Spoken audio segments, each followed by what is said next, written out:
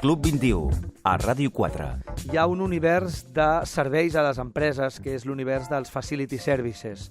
En definitiva, són serveis que fan persones a qualsevol tipus d'empresa, a qualsevol tipus d'organització, neteja indústries, neteja edificis, porters, conserges, lampistes, hi ha tot un univers de serveis i hi ha una empresa a aquest país des de fa més de 75 anys que lidera, és una empresa líder d'aquest país, són el Grup Molló, és un equip de més de 3.000 persones, per tant, un capital humà molt important i són una empresa amb unes arrels molt clares i amb una actitud de responsabilitat molt, molt important. Parlem amb la consellera delegada del Grup Molló, amb la Mercè Molló. Mercè, benvinguda, bon vespre.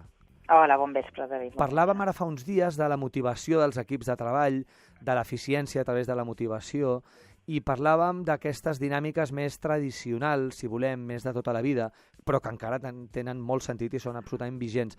Parlem avui una mica del punt innovació, del punt noves idees, noves estratègies per motivar els equips, Mercè. Com ho veus tu, això? Noves idees, noves maneres de fer-ho? A veure, jo penso que l'abans i després de la crisi marca un fet, no? La crisi jo penso que ha comportat que, a veure, un replantejament de moltes coses, replantejament de valors, replantejament de lo que és important per cadascú, no? Llavors, jo penso que en els equips, les persones, cada vegada li estan donant més importància a la seva vida personal, sí, a ells mateixos, sí, no? Sí. I més després de tot el que hem vist, o sigui perquè ho han patit ells, perquè ho han patit amb la família, pel que sigui, no? Llavors, a veure, les empreses davant d'això, jo penso que totes, en general, ens estem com canviant una mica el paradigma, no? Sí. I ens comencem a preocupar més una mica per la situació, el món personal dels nostres treballadors.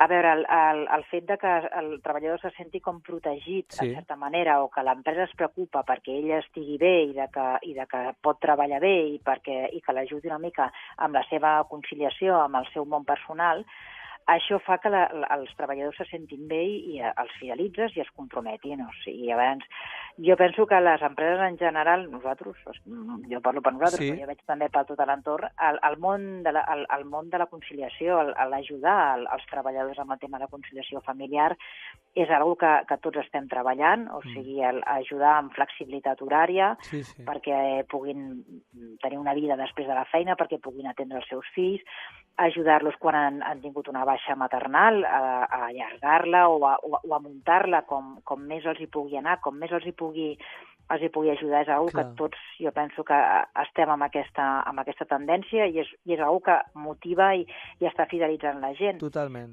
La gestió de la vida quotidiana, no, Mercè? Una mica. Exacte. La gestió de la vida quotidiana. Després també jo penso que el fet de... Bueno, repeteixo, penso que és important que siguin contents, que siguin feliços la companyia, i que vegin que formen part de companyies que, a més de preocupar-se d'ells, es preocupen de la societat. Sí. O sigui, és una cosa val, clar. Que és una estratègia de motivació important, perquè al final el fet de que la seva empresa formi part de projectes d'ajuda a fundacions, d'integració de gent amb problemes amb discapacitat, d'integració de gent amb problemes d'exclusió social o de dones maltractades o d'ajudes mèdiques. O sigui, al veure que és una empresa que, a veure, que evidentment les empreses tenen un objectiu de rentabilitat, ja no només pels socis, sinó que ha de ser viabilitat futura, no? Totalment.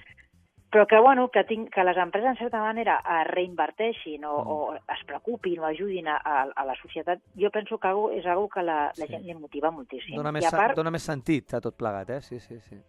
Sí, i a part que també, quan a vegades aquí hem muntat algun tema de voluntariat, ells hi participen, sigui en cap de setmana, sigui en el que estigui, o sigui que ja no és només que formar part d'una empresa que va amb aquesta línia, sinó que a ells ja els hi motiva. O sigui, la gent s'ha tornat com més sensible a tot el que és la problemàtica dels altres, i això les empreses no poden passar-ho per inadvertit, saps? És important, és important.